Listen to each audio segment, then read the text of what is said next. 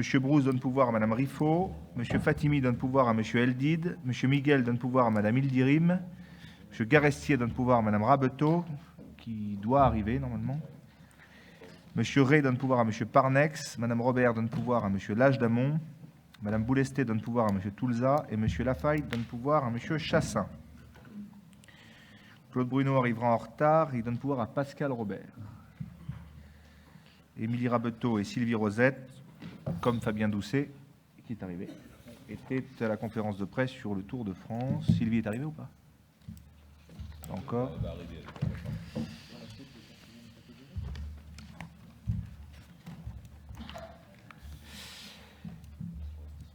Il m'appartient de désigner un secrétaire de séance. Est-ce que M.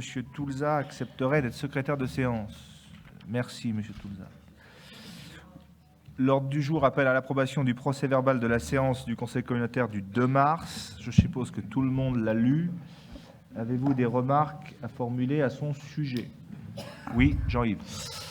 Monsieur le Président, j'aurais souhaité, avant qu'on puisse commencer ce Conseil communautaire, j'aurais souhaité pouvoir prendre la parole afin que l'ensemble des élus, des maires, des élus communautaires puissent apporter leur soutien de manière générale et unanime à M. Yannick Moretz, notre collègue maire de Saint-Brévin, qui démissionne suite à des actes. Aujourd'hui, il y a un certain nombre d'incivilités qui existent malheureusement sur nos communes respectives, et quelle que soit leur taille. Des élus qui sont apostrophés, des élus qui sont victimes parfois de calomnies sur les réseaux sociaux. À ce titre, j'ai eu un échange avec FR3 que je vais rencontrer lundi matin, donc j'invite les maires qui veulent bien me rejoindre, qu'on puisse le faire de manière collective. C'est pas spécifique à la commune de Vérac, mais je pense qu'on vit aujourd'hui des choses sur nos communes qui sont intolérables. Des événements qui ont lieu sur nos communes, des élus qui sont apostrophés, des équipes éducatives qui sont également victimes de calomnies.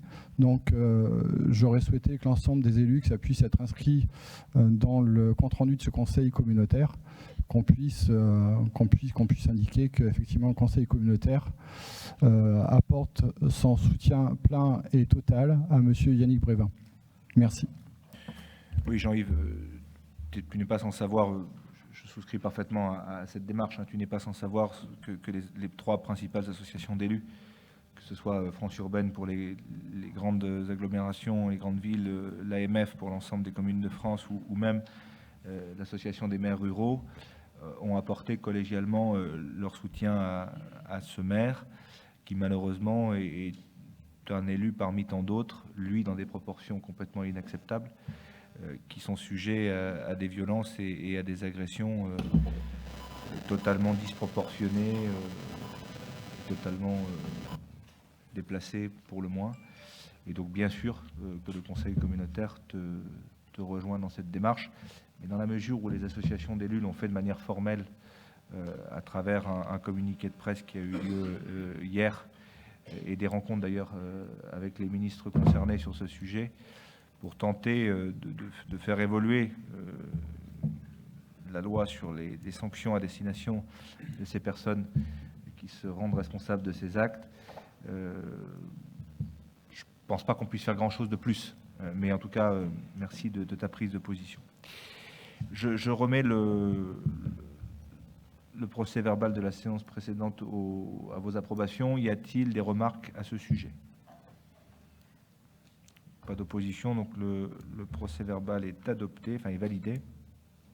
Et je vous propose que l'on passe à l'examen des délibérations inscrites à l'ordre du jour.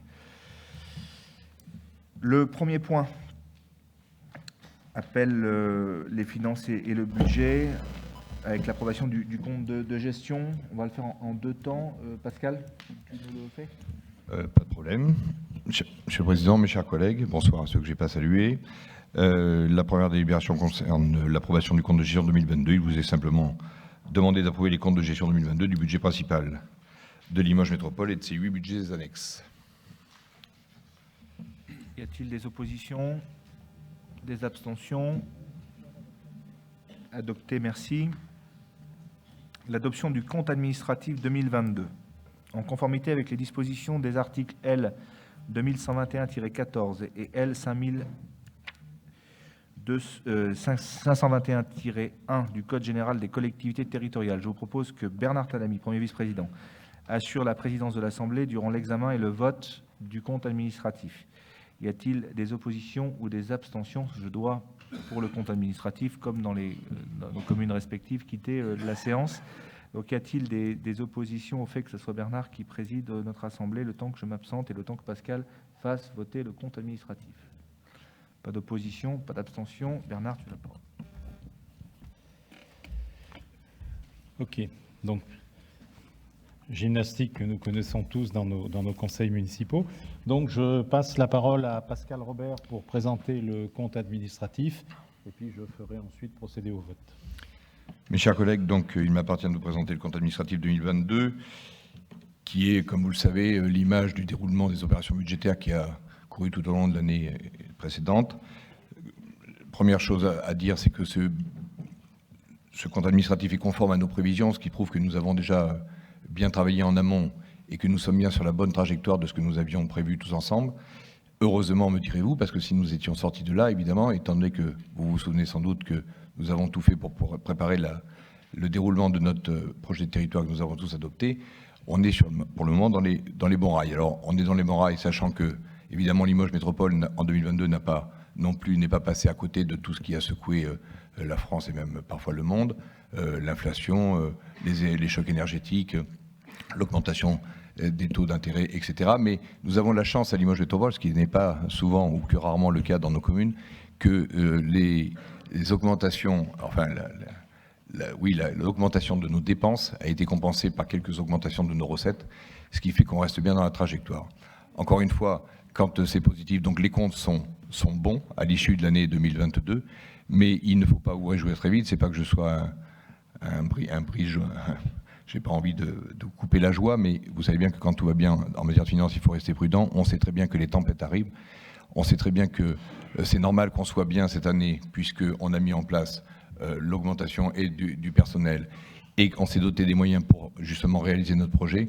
Donc heureusement qu'avant de le dérouler à plein rythme, on est dans les starting blocks en bonnes conditions, mais ce qui est d'ores et déjà certain, mais vous le savez comme moi, vous avez les actualités comme moi sous les yeux et les dangers qui nous guettent.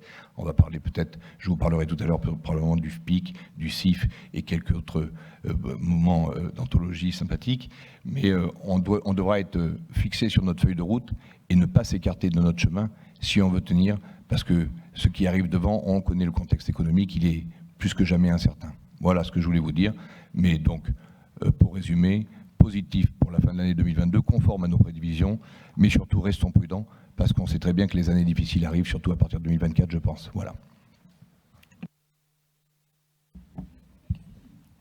Est-ce qu'il y a des prises de parole? Ok, donc situation financière solide, mais vigilance renforcée pour les exercices à venir. Donc je vous propose de mettre aux voix. Donc, y a-t-il des abstentions? Des votes contre? Je vous remercie.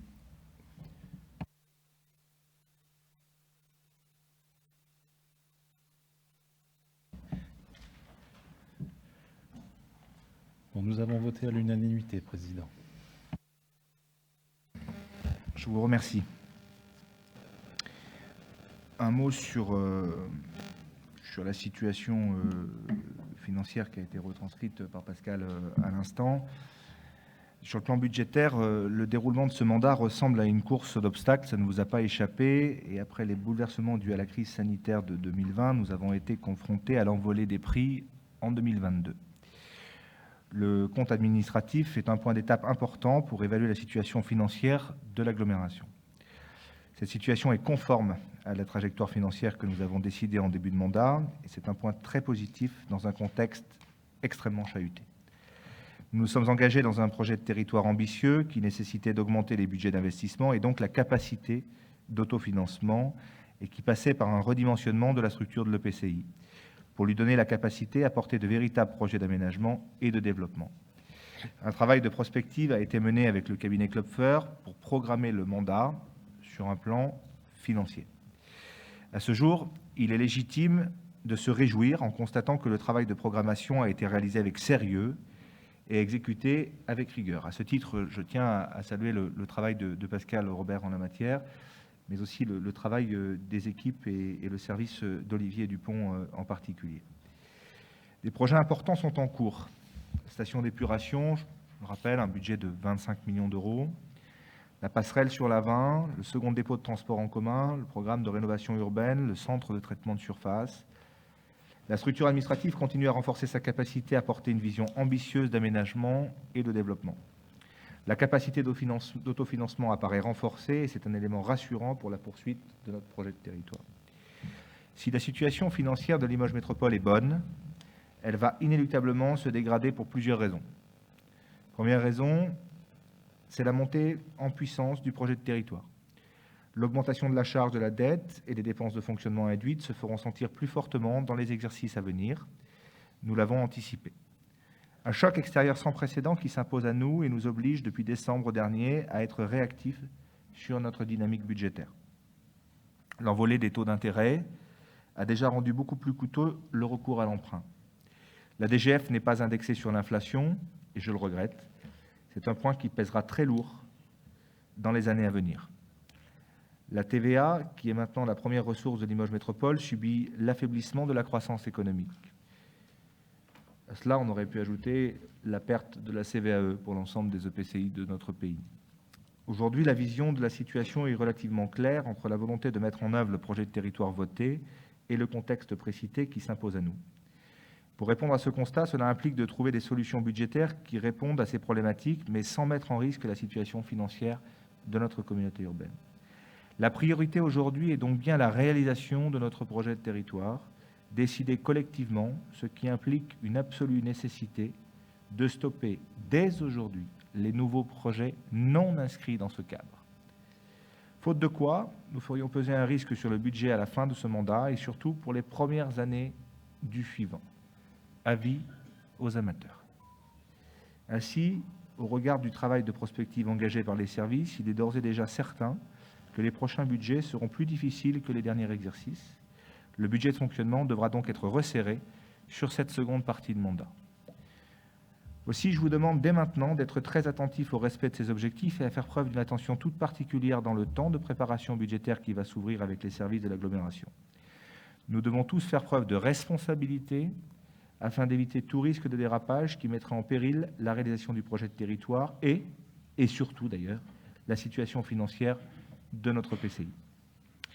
Voilà ce que j'avais à vous dire sur ce point précis, sur ce sujet des finances. Avez-vous des questions en l'espèce ?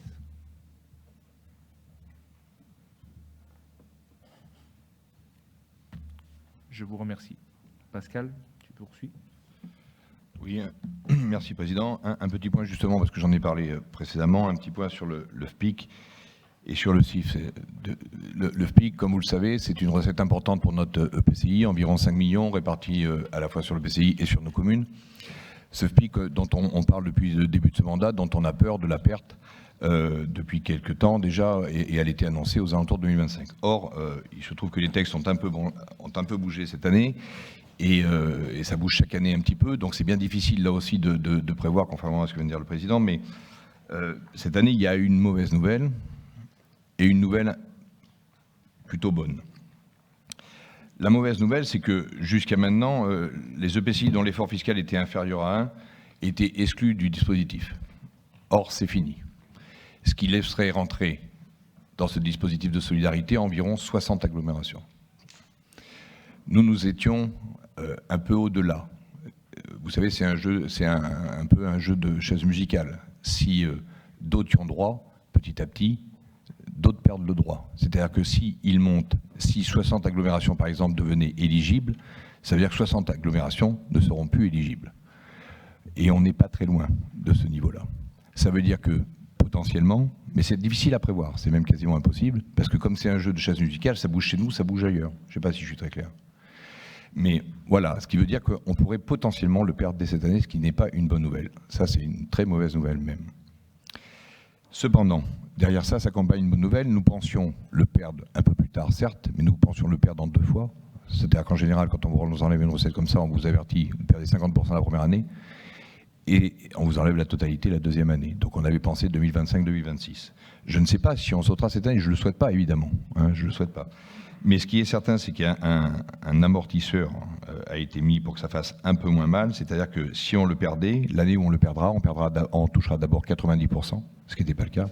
Donc on perdra 10% la première fois, puis 70%, que je ne vous dise pas de bêtises, oui, puis 70%, puis 50%, plus 25%, c'est-à-dire qu'on le perdra voilà, plus progressivement. C'est jamais une bonne nouvelle, c'est jamais une bonne nouvelle, mais c'est mieux que si on le prenait, voilà. Ça, c'est le premier point. Mais en fait, vous le comprenez bien, on ne peut pas agir là-dessus. On n'a pas la main. Le FPIC, c'est la loi qui va fixer qui gagne et qui perd. Pour le moment, on gagne et on ne sait pas jusqu'à quand. Là où on a un peu plus de marge, c'est sur le CIF, coefficient d'intégration fiscale. Je ne sais pas si vous vous rappelez ce que c'est, mais c'est en gros le delta entre la fiscalité métropolitaine, que nous votons tous ensemble ici, et la fiscalité de nos communes. Et ce coefficient sert à déterminer une partie de nos dotations. Jusqu'à maintenant, donc il faut qu'il y ait un écart, c'est l'écart entre les deux. Voilà. Cette année, on devait approcher 40%. L'écart devait être à peu près 40%, ce qui nous sécurise. Les décisions fiscales des uns ou des autres, des maires, et c'est pas une critique, c'est pas un reproche, c'est comme ça, c'est un constat, fragilise un peu ce CIF. On en avait parlé tous ensemble déjà. C'est pas grave, mais il faudra quand même regarder ça de près tous ensemble, parce que si on descendait en dessous de 35%, ce qui n'est pas le cas pour le moment, on est à l'abri pour le moment, mais il faudra quand même qu'on essaie, chers amis, mais je sais qu'on en est capable, on l'a prouvé d'autres fois, de réfléchir collectivement à la politique qui nous permette ensemble, pas d'enlever le pouvoir des maires, parce que j'en suis un, je sais qu'on en a besoin, mais de voir comment on peut continuer la liberté fiscale sur les communes, tout en intégrant cette dimension du CIF qui est très importante. Ou ne pas se priver de ressources sur nos communes, tout en ne fragilisant pas celle de notre PCI. C'est un vrai sujet, c'est un beau challenge, c'est pas simple. Mais je crois que c'est important parce qu'on pourrait perdre encore une fois jusqu'à 1 million là. Voilà. Voilà ce que je tenais à vous dire sur ces sujets, Président. Merci beaucoup, Pascal, pour cette explication. Y a-t-il des questions? Oui, M. Bernard. Oui, ce n'est pas des questions, c'est une interrogation. J'ai écouté avec intérêt ce que vous avez dit tout à l'heure, Président. Donc, le choix qu'on va avoir en octobre, c'est soit on respecte ce qu'on avait décidé sur le plan d'investissement futur, enfin, le projet territorial, soit on sera obligé d'aller vers une baisse du fonctionnement. C'est ce que vous avez dit, c'est le choix auquel on va être confronté. Alors, bon, on aura le débat en temps voulu, hein, on ne va pas l'avoir ce soir. Mais ce que je sais déjà, c'est que dans certaines collectivités, la baisse de fonctionnement s'est traduite par un service, enfin moins de services rendus à la population et par une baisse des effectifs parfois. Donc, peut-être que, moi je pose la question là, sur le projet de territoire, il y a peut-être des choses qui avaient été décidées, peut-être qu'il faudra revoir. C'est une interrogation et j'ai pas de réponse aujourd'hui claire là-dessus, mais il faudra qu'on fasse un choix. Ce choix-là se fera en octobre. Hein. Enfin, en octobre et en décembre, au moment de vote du budget. Ce n'est pas tout à fait ce que j'ai dit, M. Bernard. Aujourd'hui, vous avez des projets dans le cadre du projet de territoire qui ont été votés à l'unanimité des maires, à l'unanimité des élus, moins 3 ou 4 abstentions des élus de l'opposition de la ville de Limoges. Ce que je dis et ce sur quoi j'alerte l'ensemble de nos collègues, c'est que ce projet de territoire peut être mené à bien. Peut-être pas dans son entièreté, parce qu'il y a des choses qui ont pris du retard, des choses qui paraissent peut-être un peu moins prioritaires qu'elles pouvaient apparaître il y a 2 ans, mais ce projet de territoire peut être réalisé dans sa grande globalité. En revanche, il ne pourra pas l'être s'il y a d'autres projets qui ne figurent pas dedans, qui nécessitent une mobilisation des fonds publics de l'intercommunalité. Je ne vous dis pas qu'on va rogner sur le fonctionnement. Je vous dis juste que je ne veux pas, et j'alerte là-dessus l'ensemble de nos collègues, et je ne veux citer personne pour ne vexer personne, mais il y a des élus en charge de certaines délégations à Limoges Métropole qui portent des projets qui leur apparaissent légitimes, et je ne sais pas à les commenter, mais qui n'ont pas fait l'objet d'une validation antérieure dans le cadre du projet de territoire.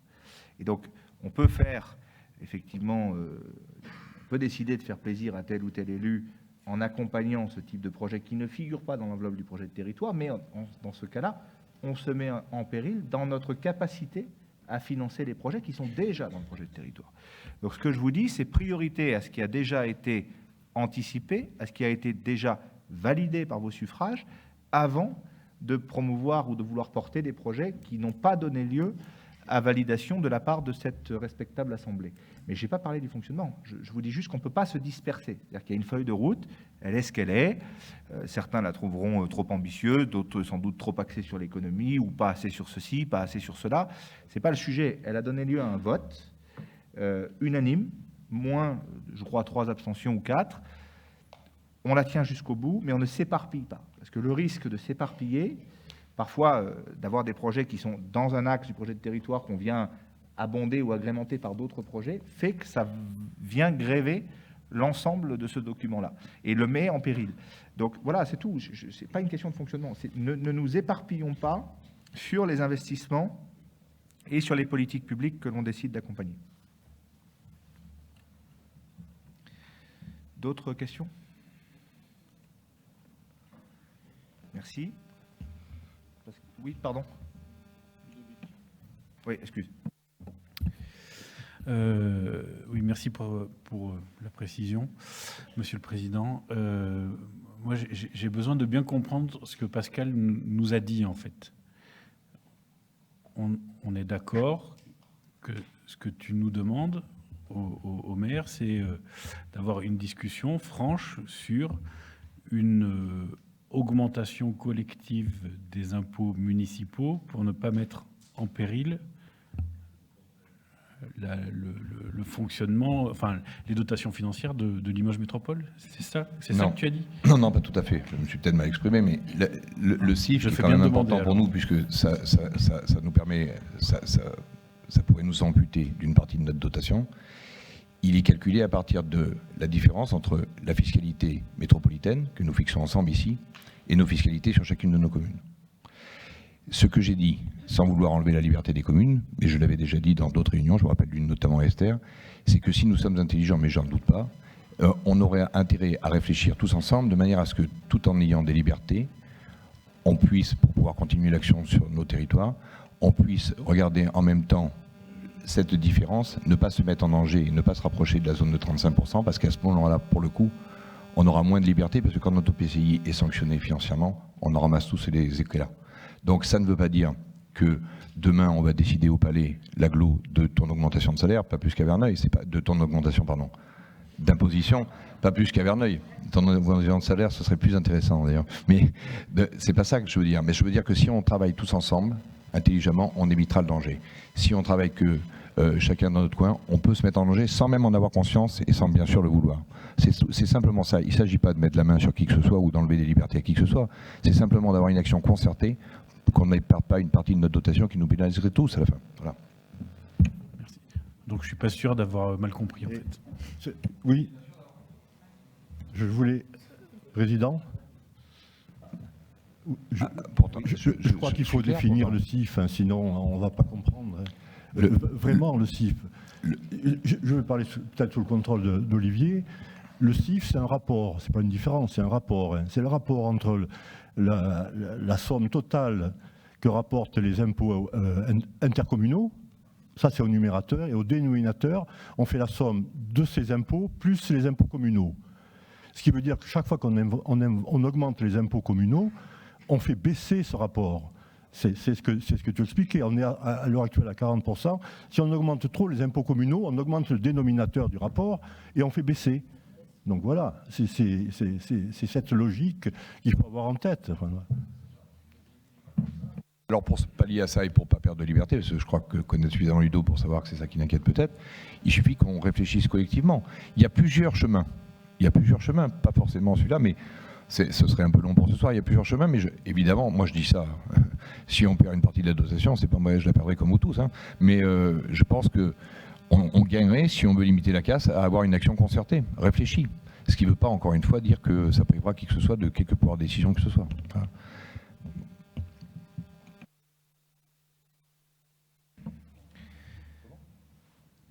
D'autres remarques ? Pascal, tu continues ? Oui, si vous en êtes d'accord, chers collègues, je vais accélérer, parce que le reste, c'est des délibérations plutôt techniques. Y a-t-il des oppositions, des abstentions ? Adopté ? Alors, je vous demande d'approuver l'affectation des résultats du fonctionnement 2022, budget principal et budgets annexes. Il vous est demandé d'adopter l'affectation de ce résultat de fonctionnement d'exercice 2022. Je vous demande d'approuver l'avance de trésorerie du budget principal aux budgets annexes dotés d'une autonomie financière. C'est des jeux d'écriture, ce que je vous disais, pour faciliter la trésorerie.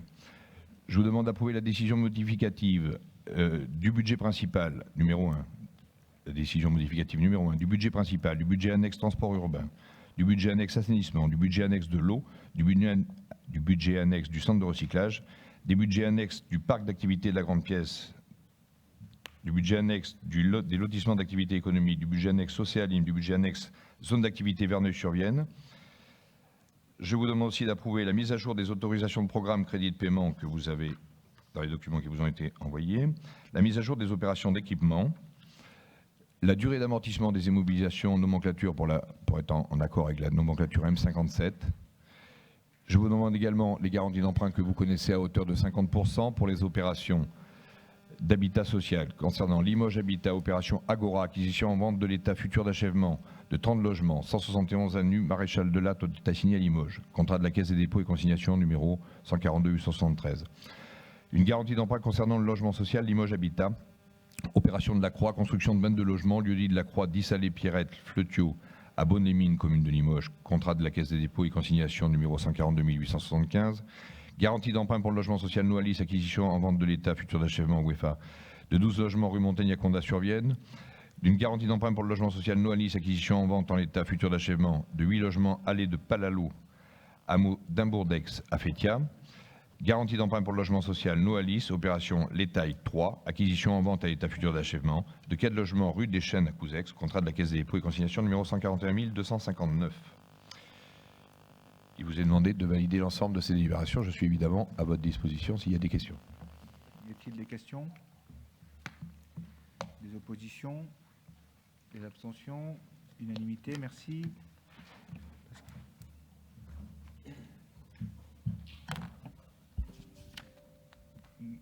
Pascal, toujours? Non, t'as fini?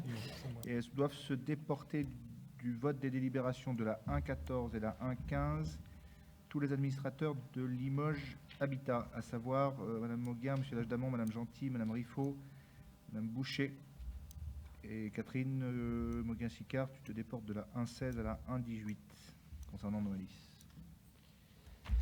Ok. Moyens généraux. Bernard. Donc, moyens généraux, 2 délibérations. La première concerne l'adhésion à la centrale d'achat du groupement d'intérêt public national du réseau des acheteurs hospitaliers. Il vous est demandé d'approuver cette adhésion pour un montant de 600 € et d'autoriser le président à signer le bulletin d'adhésion et les conventions de services d'achat centralisées à intervenir. La seconde délibération concerne des fournitures d'articles d'habillement, des conventions constitutives de groupements de commandes conclues entre Limoges Métropole et 8 communes membres, et donc le lancement de la procédure en appel ouvert. Il vous est donc demandé d'autoriser le président à signer la convention afférente avec les communes concernées et de confier à Limoges Métropole le titre de coordonnateur de ce groupement. Est-il des questions? Des oppositions? Des abstentions? Adopté. Fonctionnement, Fabien. Oui, merci Monsieur le Président. Chers collègues, dans le cadre de l'organisation de l'arrivée de la 8e étape du Tour de France à Limoges le 8 juillet, il vous est demandé d'approuver le versement d'une participation financière de 78 000 € à la ville de Limoges et d'autoriser le Président à signer la convention et les éventuels avenants afférents avec la ville de Limoges. Très bien. Des questions? Des oppositions, des abstentions? Adopté, merci. Développement économique, Émile Roger.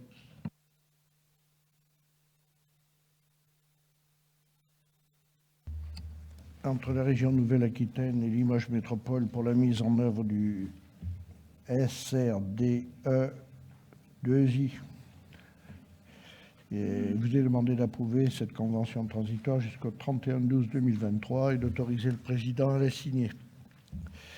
Dispositif d'aide à l'investissement immobilier des entreprises, demander d'abroger le règlement de la location d'immeubles et le dispositif d'aide à l'immobilier d'entreprise adopté le 30 juin 2017, d'adopter les 3 règlements d'aide à l'immobilier d'entreprise, de valider l'instauration et la composition de la commission d'accompagnement des entreprises, d'autoriser le président à prendre les décisions d'attribution pour les aides à l'investissement immobilier inférieures à 50 000 €, conformément à l'avis de la commission d'accompagnement, et de prendre acte du fait que le Conseil communautaire délibérera sur l'attribution des aides comprises entre 50 et 100 000 €. Soutenir le programme d'action 2023 de la French Tech et à ce titre de leur verser une subvention de 38 298,75 € à titre de programmation d'action 2023, d'autoriser le président à signer la convention d'objectifs et de moyens afférentes. Pôle Alpha RLH, la route des lasers, programme d'action accompagnement par Limoges Métropole 2023, je vous ai demandé d'approuver et une subvention d'accompagnement de 50 000 € au titre de 2023 et d'autoriser le président à signer la dite convention d'objectifs et de moyens ainsi que ses éventuels avenants. Soutien au programme des actions 2023 de récréation avec une participation financière de 23 325 pour 2023 dans le cadre des programmes d'action et d'autoriser le président à signer la convention. Charte de partenariat du réseau Limoges Attractivité, valider le lancement et l'adhésion à ce réseau et d'autoriser le président à signer la charte afférente ainsi que tout document devant intervenir dans ce cadre. Adhésion au SNER, Centre national des économies régionales, l'adhésion 2023 pour un montant de 2 500 €. La mise en œuvre d'un dispositif partenarial de soutien et de financement de projets entrepreneuriaux ressortissant de l'économie sociale et solidaire sur le territoire de Limoges Métropole.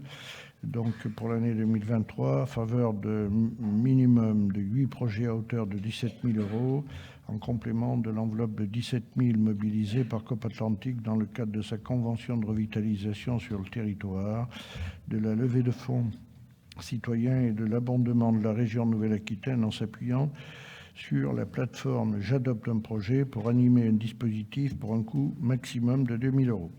Enfin, une convention d'objectifs et de moyens au bénéfice de l'agence Livre Cinéma Audiovisuel Nouvelle-Aquitaine, ALCA 2023. Il vous est demandé d'approuver la poursuite du partenariat avec l'attribution de 18 000 € de subvention pour 2023, ainsi que d'autoriser le président à signer la convention. Et enfin, le rallye des pépites, où il faut que je me lève de bonne heure demain matin pour représenter le président, de partenariat avec la société, vous comme elle, et le versement d'une subvention de 8 000 €. Voilà. Merci. Y a-t-il des questions ? Des oppositions? Des abstentions? Adopté. Merci Emile. Vincent Jalby, tu te déportes sur la 4.4. Route des lasers. 4.1, adhésion à l'association Clermont Massif Central 2028. Il vous est demandé d'approuver l'adhésion de Limoges Métropole à cette association à hauteur de 2 500 € pour l'année 2023 et de soutenir ainsi la candidature de Clermont Massif Central au titre de la capitale européenne de la culture. Je suppose qu'il n'y a que des félicitations sur cette adhésion. Pas d'opposition, pas d'abstention.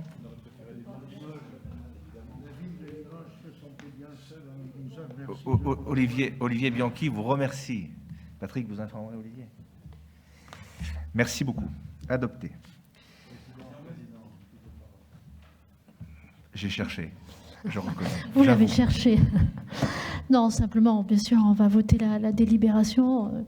Simplement, on aurait aimé... vérifier ce qu'il m'a dit concernant le PS local. Mais on aurait aimé voter une délibération pour soutenir la candidature de Limoges. Ça viendra. Ça viendra, mais je vais vous dire, c'est une fausse polémique. Ça. Olivier Bianchi avait annoncé, après la candidature de Marseille, qui maintenant date de plus de 10 ans, qu'il serait candidat à la capitale européenne de la culture. Et il l'avait annoncé très tôt qu'il avait une vision de cette candidature qui se voulait être bien au-delà des seuls périmètres de la ville de Clermont-Ferrand. Donc franchement, c'est un collègue à vous. En plus, il est charmant. C'est quelqu'un de très bien. Soutenez cette candidature et aidez-nous dans cette démarche. Le premier ayant dégainé étant la mairie de Limoges en la matière. Très bien. Oui, Président, vous venez de dire pour Limoges ça viendra, mais malheureusement, je ne crois pas l'avoir lu dans le projet de territoire. Donc.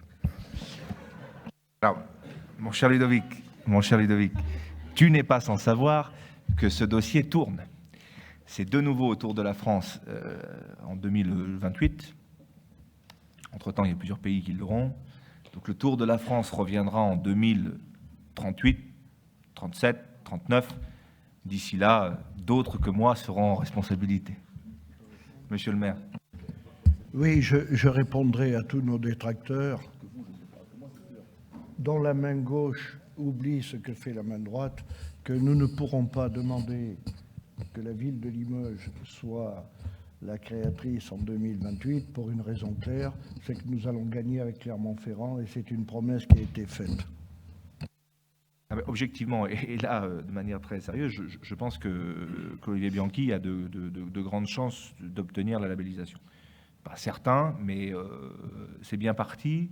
Et je vais vous dire une des raisons pour lesquelles, avec Émile Roger-Lamberty, on soutient cette candidature, c'est que sa vision, parce que ça dure 1 an quand même. Moi, j'ai du mal à croire aux chiffres qui me sont donnés sur Marseille, mais s'ils sont exacts, c'est quand même très significatif. À l'époque où Marseille a été labellisée capitale européenne, en termes de tourisme, ils ont fait x6 par rapport à une année normale. Donc, quand bien même vous ne faites que x2, le fait d'avoir une volonté, d'avoir une année dédiée à la culture sur l'ensemble du massif, avec un certain nombre de spectacles itinérants, avec ce qu'il appelle, c'est d'ailleurs, je trouve ça superbe, les rendez-vous secrets. C'est superbe, ça. Et de le faire en synergie avec les territoires qui composent le comité de massif, je trouve ça très intéressant. Moi, j'ai passé 4 heures avec Olivier à refaire avec grand plaisir. Comme quoi, j'ai découvert qu'il y avait des gens qui ne pouvaient ne pas être complètement sectaires, bien qu'appartenant au PS depuis qu'ils sont nés. Et moi, il a dit qu'il avait rencontré un mec de droite qui était sympathique, donc on a passé tous les deux un moment sympa. J'en profiterai aussi pour rappeler à nos valeureux camarades que les Lémovis ont été les premiers à soutenir Vercingétorix, mais qu'à l'époque, ils n'étaient pas socialistes.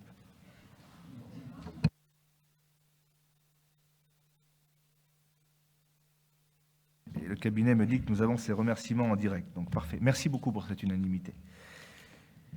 Gestion des zones d'activité, Gaston ? Donc, délibération 5.1, parc d'activité Océalim à Couzec, cession d'une parcelle de terrain au profit de la société Homme Rénov. Il vous est demandé d'accepter l'offre de cette société pour l'acquisition d'une parcelle de terrain de 497 mètres carrés environ et de donner un avis favorable à cette vente moyennant le prix de 16 € hors taxe le mètre carré, soit environ 7 952 € hors taxe. 5.2, parc d'activité du Petit Bonnefond, cession d'une parcelle de terrain à la société Daniel Moquet.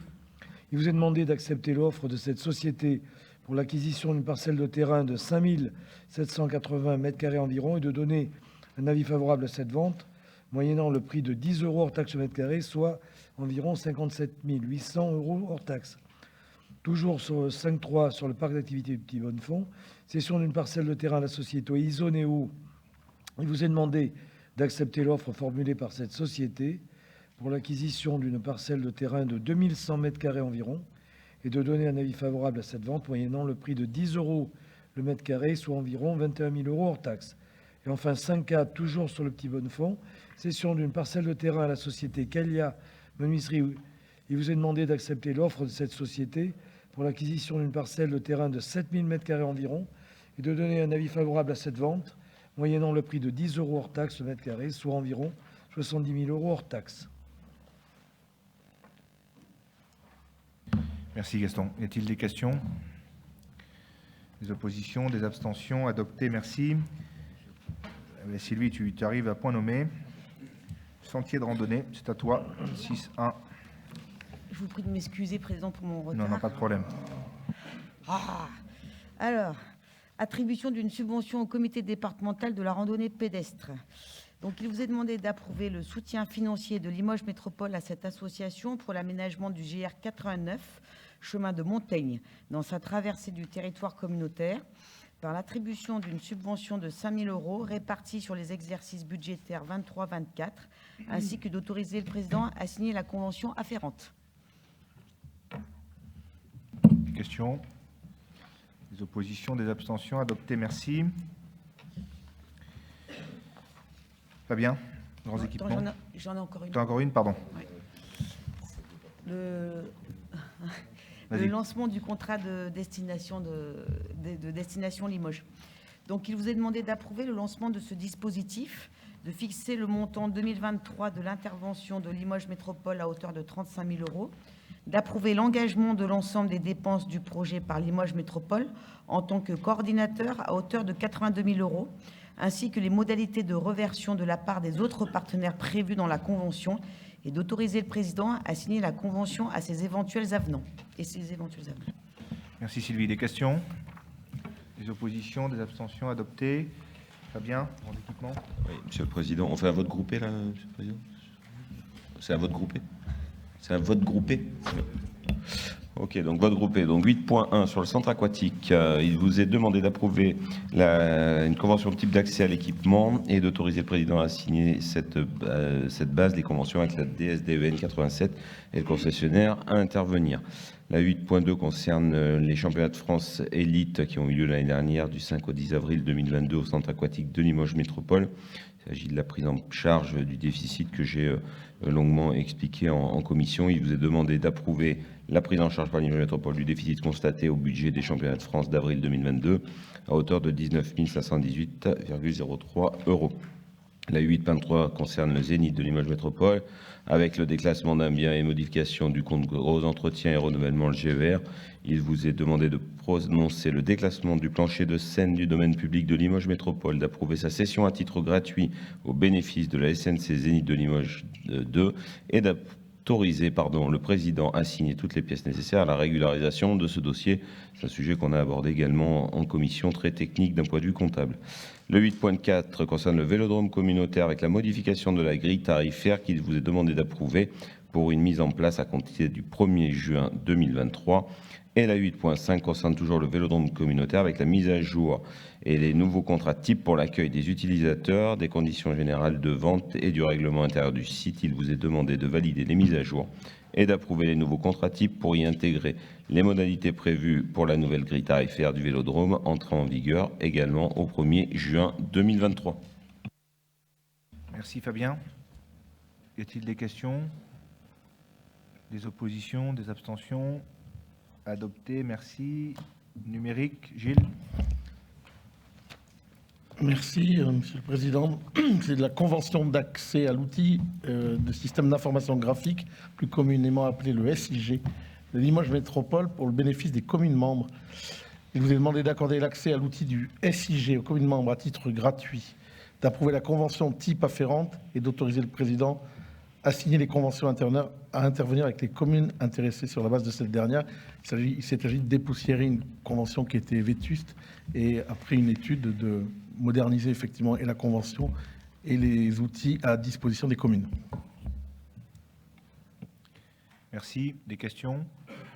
Des oppositions? Des abstentions? Adopté. Politique contractuelle et fonds européens. Vincent Jadby. Merci Monsieur le Président. Depuis la Commission, une délibération a été retirée concernant la désignation des représentants de Limoges Métropole au groupe d'action locale concernant le volet territorial. Juste pour vous dire qu'elle était repoussée certainement au prochain conseil communautaire puisque nous attendons en fait les désignations du collège privé. Et donc ça devrait être le cas d'ici le prochain conseil. 3 autres délibérations. Tout d'abord, le contrat de développement départemental métropolitain 2022-2026 qui a été conclu avec le département de la Haute-Vienne. Je vous demande d'autoriser le président à solliciter la participation financière du département sur la base de la programmation annuelle 2023 et de donner votre accord sur le contenu et la liste des opérations à déposer pour obtenir des financements. Ensuite, concernant le contrat territorial des milieux aquatiques Vienne métropolitaine, de nouveau un plan de financement prévisionnel pour les actions programmées en 2023. Il vous est demandé d'autoriser le président à solliciter la participation financière de l'AELB, de la région Nouvelle-Aquitaine et du département de la Haute-Vienne, conformément au plan de financement prévisionnel, ainsi que de valider ces derniers. Et finalement, un appel à projet régional soutien aux espaces tests agricoles 2023 avec un plan de financement prévisionnel. Il vous est demandé de valider ce plan et d'autoriser le président à solliciter la participation financière de la région Nouvelle-Aquitaine conformément à ce dernier.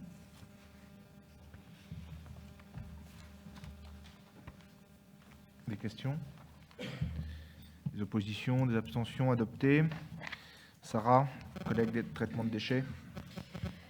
Oui, il vous est demandé de donner une suite favorable à l'appel à cotisation supplémentaire d'un montant de 1 134 € relative à l'adhésion de Limoges Métropole à l'association L'énergie de nos déchets en faveur de la promotion de la valorisation énergétique pour l'année 2022. Des questions? Des oppositions? Des abstentions? Adopté. Merci Sarah.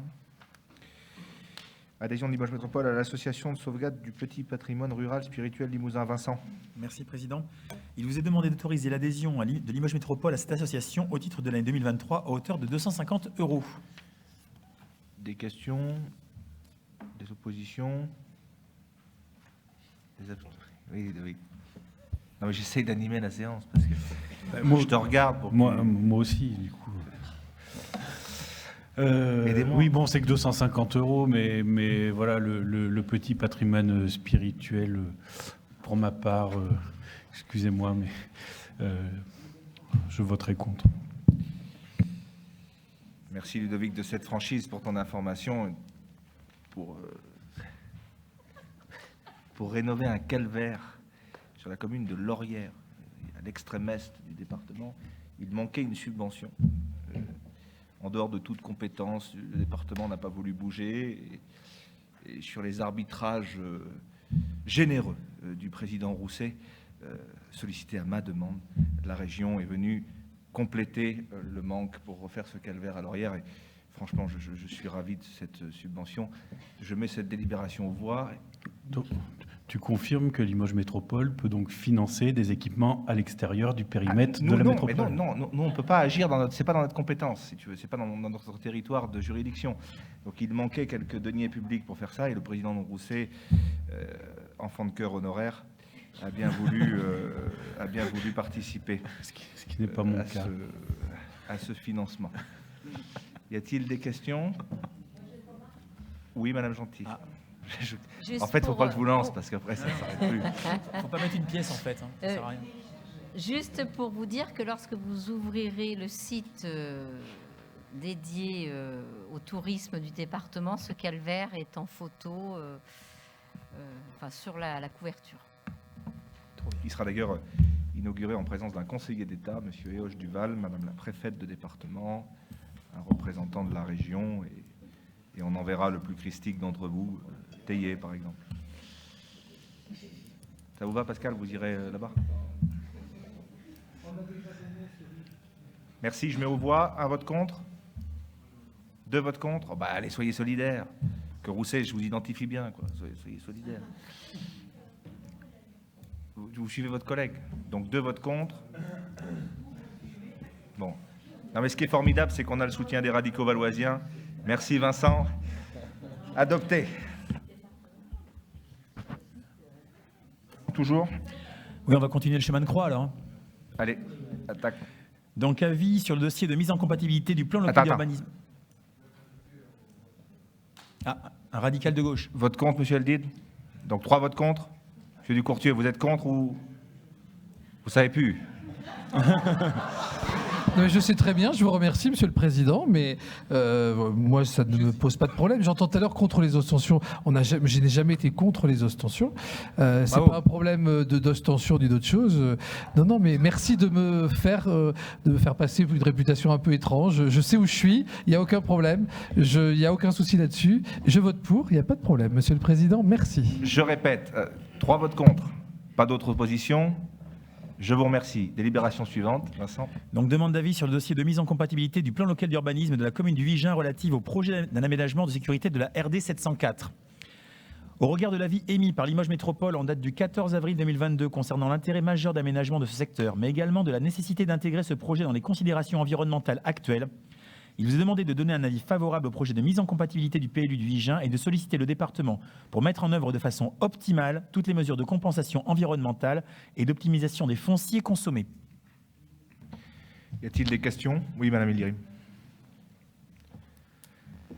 Monsieur le Président, la D704 est un dossier, j'ai presque envie de dire décennal, voire un serpent de mer, puisque ça fait quand même quelques années que le département essaie de réhabiliter ce tronçon qui, on le sait, présente des risques, est accidentogène.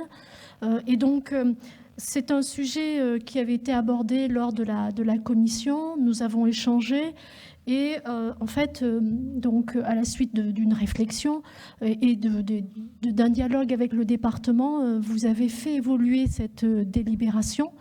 Et je voudrais tout simplement vous en remercier parce que c'est l'intérêt du territoire, l'intérêt de cette partie du territoire, de faire en sorte que la sécurité des personnes qui traversent donc ce territoire soit assurée. Donc je voulais tout simplement vous exprimer mes remerciements d'avoir tenu compte de nos remarques. Oui. Oui, pour cette délibération, connaissant pas autant le sujet qui est traité depuis longtemps, je pense. C'est un sujet qui date depuis quelques années. Mais simplement, ça me gêne de voter personnellement l'absence de Jean-Luc qui ne peut pas être là. Je n'ai pas son approche sur ce sujet. Et si on a sa position, ça m'aidera à soutenir ce vote potentiellement. Voilà. D'autres demandes de prise de parole? Alors, pour répondre à Philippe d'abord, j'ai eu Jean-Luc Bonnet ce matin. Donc, la délibération, vous l'avez vu, celle qui a été votée au conseil municipal du Vigin. Je lui ai fait part de la délibération qui allait être présentée au conseil communautaire de ce soir, notamment avec la question de la compensation foncière qui serait nécessaire. Ça ne posait pas de sujet à Jean-Luc. Lui, il a pris une délibération à l'unanimité de son conseil, un peu différente, mais la position du conseil communautaire ne le choque pas. Voilà, donc je l'ai eu pendant un bon quart d'heure ce matin au téléphone. Il vous salue d'ailleurs tous amicalement. Donc la position ne le choque pas de la part du conseil communautaire. Pour répondre à votre question, Madame Ildirim, ou à votre remarque, croyez bien qu'en l'espèce, on n'a pas attendu vos remarques, comme vous avez dit, pour prendre une position de principe sur ce dossier. Je considère que ce dossier est un dossier structurant pour le département et au-delà, puisqu'il dessert une partie de la population du Nord Périgord et bien au-delà du territoire départemental, et que comme tous les sujets d'infrastructure, forcément il interroge, forcément il peut amener à des levées de boucliers de la part des riverains, ce qui est légitime d'ailleurs. Mais la question qui se pose lorsqu'on est en charge d'un exécutif comme celui-ci, c'est nous sommes là pourquoi ? Nous sommes là pour défendre des projets dans l'intérêt du territoire et a fortiori des projets structurants. Donc, sans vouloir vous offenser, et surtout ne le prenez pas mal, on n'a pas attendu les remarques de votre groupe pour soutenir ce projet. J'ai toujours été très clair là-dessus. J'ai eu l'occasion de m'en exprimer. Vous pourrez lui poser la question, si vous lui parlez, à Daniel Boisserie il y a 2 ans. Le président Leblois m'en avait parlé à plusieurs reprises. C'est un dossier structurant d'aménagement du territoire. Il doit faire consensus. Je regrette d'ailleurs que dans le passé, d'autres dossiers n'aient pas pu aboutir de la même façon. Donc voilà. Après, c'est au service de l'État de prendre la décision. Parce que de toute façon, cette décision ne nous appartient pas. Il est certain que si nous refusions de bouger le PLU, ce projet ne pourrait pas voir le jour. Mais l'arbitrage final revient à Madame la préfète. D'autres remarques? Pas d'opposition, pas d'abstention. Unanimité, merci. Vincent, tu nous fais un vote groupé là sur le PLUI? Oui, sur différents arrêtés. Donc, modification simplifiée numéro 4 du plan local d'urbanisme du Palais-sur-Vienne. Avis conforme favorable à l'autorité environnementale, relatif à la décision de ne pas soumettre à la procédure d'évaluation environnementale, mais à un examen au cas par cas au regard de l'avis de l'autorité environnementale. Il vous est demandé de confirmer que l'objet de cette modification simplifiée numéro 4 n'est pas susceptible d'affecter de façon significative l'environnement et de ne pas la soumettre à l'évaluation environnementale. La numéro 6 du plan local d'urbanisme de Couzex, bilan de la concertation préalable relative à la modification du PLU sur le secteur du Madelage. Il vous est demandé d'approuver ce bilan relatif à la modification numéro 6 du PLU de Couzex, visant à agrandir la zone UI économique située au Madelage et à procéder à une modification de l'OAP du même secteur de prendre acte que ce bilan ne remet pas en cause la modification du PLU susvisé et de modifier le projet suite à la concertation et aux différents avis des personnes publiques associées. Le 13.3, prescription de la modification numéro 8 du PLU de Couzex, création d'orientation d'aménagement et de programmation thématique et sectorielle sur le centre-bourg de Couzex, et de demander de prescrire cette modification. 13.4, prescription de la modification numéro 11 du PLU d'île, reclassement de zone à urbaniser 1 AU en zone à urbaniser sur le long terme 2 AU, pour une mise en compatibilité du plan local d'urbanisme avec le schéma de cohérence territoriale de l'agglomération de Limoges, le SCOT. Et vous demandez donc de prescrire cette modification numéro 11.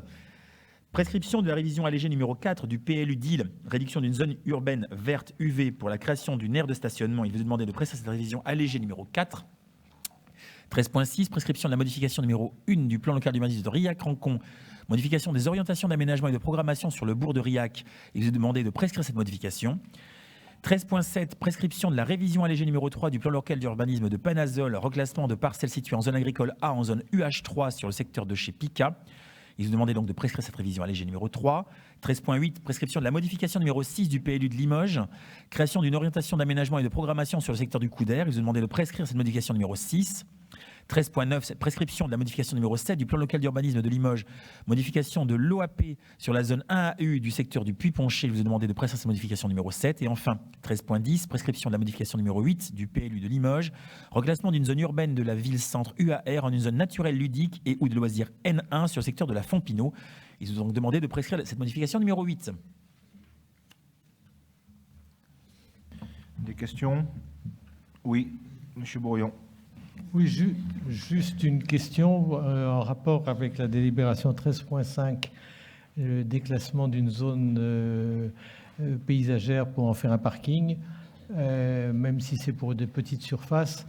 Je redis la remarque que j'avais faite en commission, à savoir que dans l'esprit de la loi climat et résilience, il serait souhaitable que le parking ne soit pas bitumé.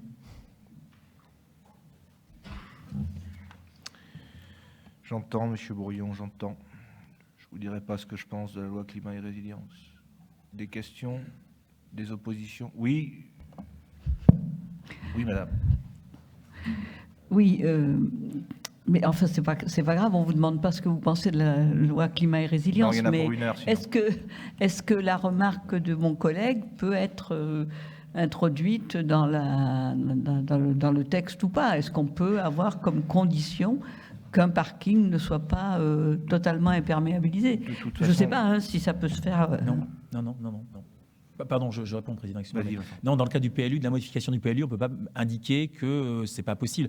Alors, sauf à modifier le règlement du zonage en expliquant qu'il faudrait que ce soit spécifiquement, je ne sais pas, non imperméabilisé et compagnie, mais bon, ça voudrait dire qu'il faudrait aussi reprendre le règlement. Et là, on repart pour un tour et qui serait relativement long. Or, je vous rappelle que dans le cadre du PLUI, ça a déjà été expliqué à plusieurs reprises, toutes les modifications des PLU actuels s'amonçaient les unes sur les autres et on en arrive à avoir des commandes jusqu'en 2032. Donc, ça va être un petit peu compliqué de pouvoir répondre à toutes ces exigences, à tous ces besoins. Là, en l'espèce, je pense que le maire d'Île sera suffisamment persuasif pour inciter les porteurs de projets à faire en sorte que ce soit le moins artificialisé possible et qu'on peut lui faire confiance là-dessus. Oui, je confirme que nous avons quand même le pouvoir de rencontrer les gens qui envisagent le traitement de ce parking. C'est pour donc une société qui s'occupe du handicap et des insuffisants respiratoires, avec une problématique donc de parking de voitures. Et donc évidemment, quand ils vont poser le projet, on les rencontrera en amont pour désimperméabiliser et ne pas imperméabiliser, parce que de toute façon, c'est pour l'instant une prairie. Merci Gilles. J'espère que ça répond à votre question. Au-delà de ça, et pour rebondir sur vos propos, M. Bourillon, dans le cadre de la loi climat et résilience, la question qui se pose encore aujourd'hui sur les critères de pondération n'est pas établie. C'est-à-dire qu'il est fort à parier que les décrets d'application vont spécifier et préciser les conditions d'artificialisation sur lesquelles il y a encore un vide juridique total et qu'un certain nombre de choses permettraient de limiter le 1 pour 1. C'est-à-dire que si vous avez des chaussées perméables, si vous luttez contre les ISO de chaleur, si vous faites du verdissement, vous allez probablement avoir des critères, si vous faites ça sur 1 hectare, au lieu d'avoir une artificialisation de 1 pour 1, vous aurez probablement des critères de pondération de 0,5 pour 1, de 0,7 pour 1, mais qui restent aujourd'hui à définir dans les décrets d'application. Et c'est d'ailleurs pour ça que les précédents décrets ont été attaqués auprès des juridictions compétentes parce que justement ils n'étaient pas assez précis. Donc aujourd'hui, je rejoins Gilles, au-delà du donneur d'ordre concerné, les entreprises qui interviennent ont parfaitement ça en tête et je pense l'auront de plus en plus dans les mois et les années qui viennent. Merci. D'autres questions? Adopté. Et donc pour finir dans la joie et de la bonne humeur, transfert de la compétence crématorium et définition de l'intérêt communautaire en matière de création, gestion, extension et translation des cimetières et sites cinéraires. Il est demandé d'acter le transfert du crématorium situé sur la commune de Limoges à Limoges Métropole et ce à compter du 1er janvier 2024. De reconnaître l'intérêt communautaire, la gestion, l'extension et la translation du site cinéraire attenant au crématorium précité. Les autres cimetières et sites cinéraires situés sur le territoire intercommunal ne sont pas reconnus d'intérêt communautaire. Et enfin de créer un budget annexe crématorium de l'Andouge, géré selon la nomenclature M4 et assujetti à la TVA. Des questions? Des oppositions? Des abstentions? Adopté, merci. Jacques Roux, affaires foncières. Alors, délibération 15.1, donc il vous est demandé d'autoriser l'acquisition à titre gratuit d'une parcelle de terrain qui est située chemin du Puy Châtenay à Bonnac-la-Côte. Donc il est de constater son appartenance au domaine public routier communautaire. La délibération 15.2, il vous est demandé d'autoriser l'acquisition d'une parcelle de terrain à Chaptelat au lieu dit Bouty, propriété des consorts Joandou, pour le prix, moyennant le prix de 23 300 €. Donc au titre de compensation. La délibération 15.3, il vous est demandé d'autoriser l'acquisition de 5 parcelles de terrain situées à Couzex, au lieu dit l'Étail, 15 route de Poitiers, propriété des consorts Couty, donc moyennant le prix de 600 000 €, donc dans le cadre des activités économiques. Et il vous est demandé pour la délibération 15.4 d'autoriser l'acquisition d'une emprise de terrain rue Daniel Gélin à Couzex, propriété des consorts Boutet à l'euro symbolique, dans le cadre d'opérations de voirie. Il vous est demandé, délibération 15.5, d'autoriser l'acquisition de parcelles de terrain à Ejo, allée des Chênes, donc propriété de Madame Marianne Beyaert. Toujours à Ejo, donc allée du Maneuf, propriété de Madame Christelle Crousy.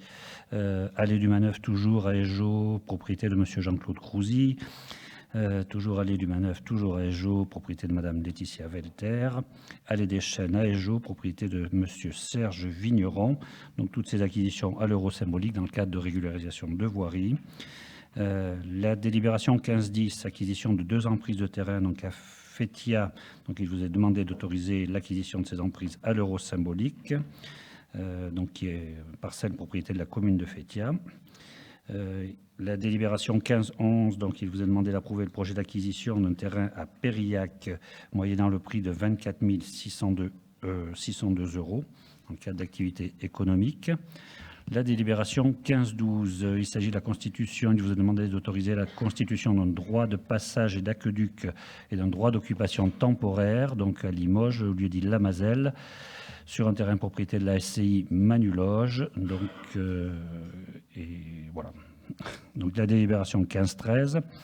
Il vous est demandé d'approuver les conventions avec les différents propriétaires concernés pour la constitution d'une servitude définitive relative à l'édification d'un mur de soutènement au profit de Limoges Métropole et d'approuver le principe de recours à un notaire en vue de réitérer la servitude par un acte authentique. Donc là, dans le cadre d'une réalisation de voirie. La délibération 15.14, il vous est demandé d'autoriser au profit de la société Enedis la constitution d'une servitude à titre gratuit pour établir à demeure un branchement souterrain basse tension, ainsi que des accessoires donc, sur la parcelle concernée, donc à Limoges 56 avenue des Ruchoux. La délibération 15.15, il vous est demandé de constater la désaffectation du service public de la parcelle de terrain donc, qui est située 22 rue de la Réforme à Limoges et appartenant à la société Enedis, de prononcer son déclassement du domaine public et de renoncer à la faculté de bien de retour sur la dite parcelle. La délibération 15.16, il vous est demandé d'approuver le transfert à Limoges Métropole de parcelles en nature de voirie délaissée ou accessoires de voirie constituant des emprises au relevant du domaine public routier. et la délibération 15-17. Il vous est demandé de retirer la délégation du droit de préemption urbain à la commune de Riac-Rancon au profit de l'établissement public foncier Nouvelle-Aquitaine pour la parcelle concernée, et donc de déléguer ce droit de préemption à l'EPF Nouvelle-Aquitaine. Et c'est tout. Des questions, Monsieur Decourtieu? Alors, c'est juste pour revenir sur la délibération. Je suis désolé à moi que vous me l'interdisiez par rapport au crématorium.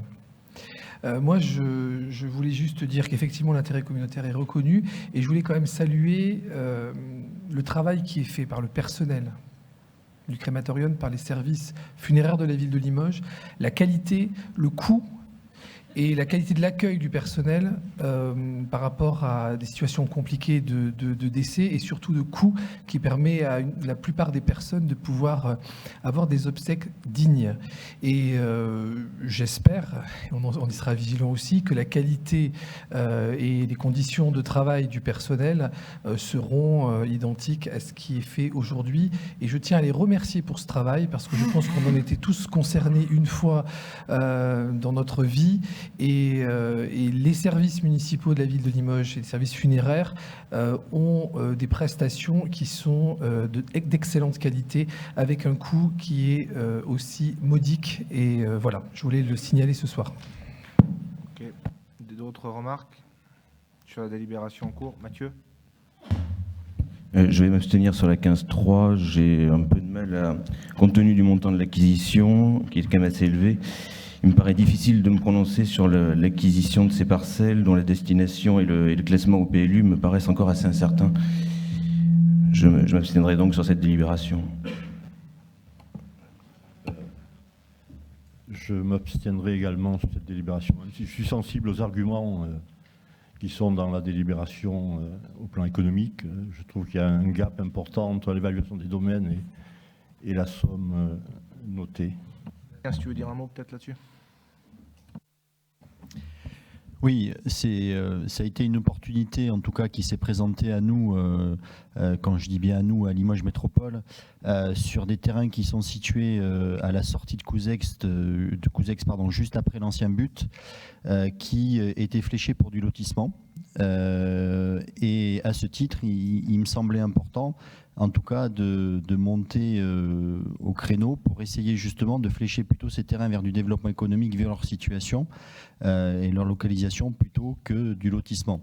Donc malheureusement, les démarches étant déjà passablement engagées, et il y avait même un compromis qui avait été signé avec les vendeurs et le potentiel acheteur, et revenir sur ce montant-là était compliqué. Voilà.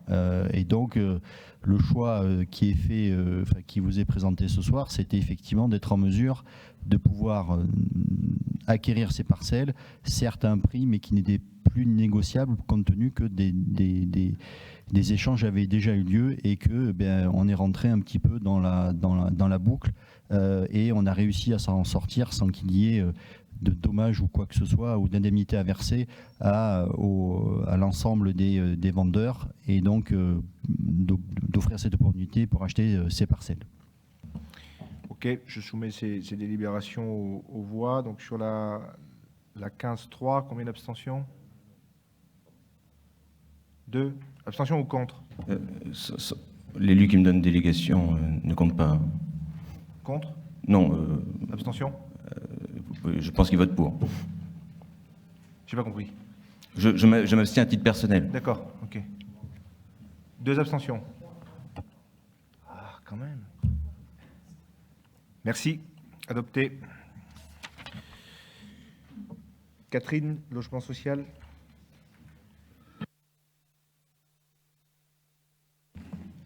Merci, Président. Il vous est demandé d'approuver la poursuite du partenariat avec l'AIS pour au moins l'année 2023, ainsi que le versement d'une subvention de 30 000 € et d'autoriser le Président à signer la convention afférente.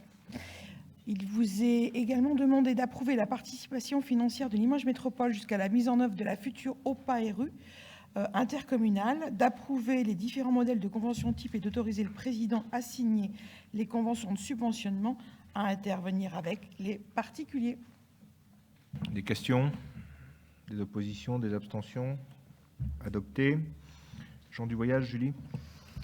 Président, vote groupé 18.1 à 18.3. 1. Approbation du schéma départemental de l'accueil et de l'habitat des gens du voyage 2023-2028. Il vous est demandé d'approuver ce schéma et d'autoriser le président à signer tout document devant intervenir dans ce cadre. 2. Offre de concours pour la sécurisation des installations électriques d'Enedis des aires d'accueil des gens du voyage. Il vous est demandé d'approuver la convention d'offre de concours permettant à Limoges Métropole de participer financièrement au coût des travaux et de sécurisation des installations électriques d'Enedis, alimentant 4 aires d'accueil des gens du voyage à hauteur d'un montant maximum de 80 000 € pour 200 000 € de travaux réalisés sur 2023 et 2024 et d'autoriser le président à la signer. 3. Modification des tarifs des aires d'accueil. Il vous est demandé d'approuver la grille tarifaire afférente applicable à compter de la réouverture 2023 de chaque aire d'accueil. Je vous remercie. Des questions? Des oppositions? Des abstentions? Unanimité, merci. Animation et coordination des dispositifs d'insertion. Samia. Oui, merci Président, chers collègues. Donc vote groupé également pour la 19... Pardon, excusez-moi. Oui, madame. Non, je souhaitais m'abstenir sur le schéma départemental d'accueil, simplement.